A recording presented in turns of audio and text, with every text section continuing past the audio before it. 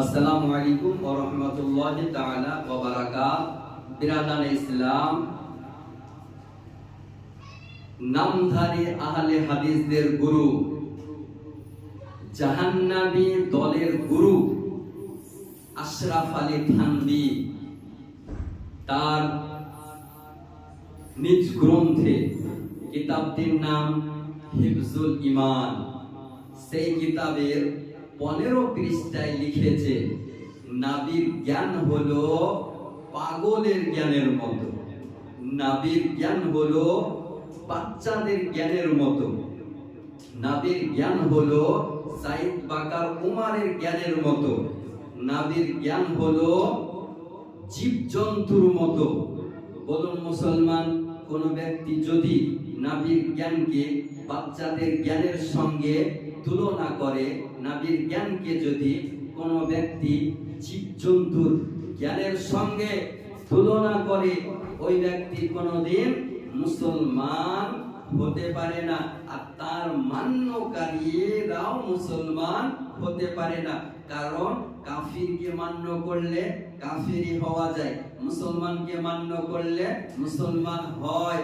তাহলে এই রকম কুফরি আকীদা আশরাফ আলী থানভী এই তাবলীগী জামাতের গুরু হিফজুল ঈমান কিতাবের 15 পৃষ্ঠায় লিখেছে।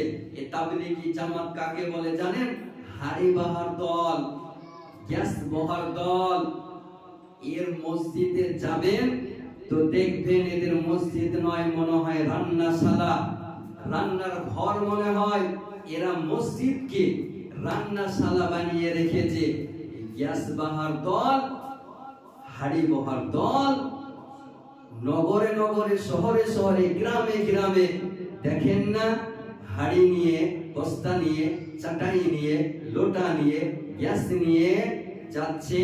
এরাকে বলা হয় তাবলীগী জামাত।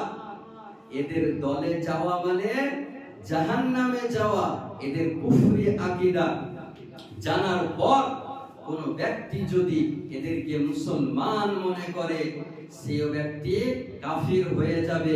এরা মুসলমান নয়, এরা কাফির, মুরতাদ। এদের দলে যাওয়া যাবে না। আহলুস সুন্নাহ জামাতের উপর আপনাকে আমাকে পাহাড়ের মতো স্থির থাকতে হবে, নিজের ঈমানকে হেফাজতে রাখতে হবে। একটি কথা মনে রাখবেন, যখন কোনো কুকুর ঘাস খায়, তাহলে আপনাকে বুঝে নিতে হবে যে কুকুরের পেটে অসুখ হয়েছে।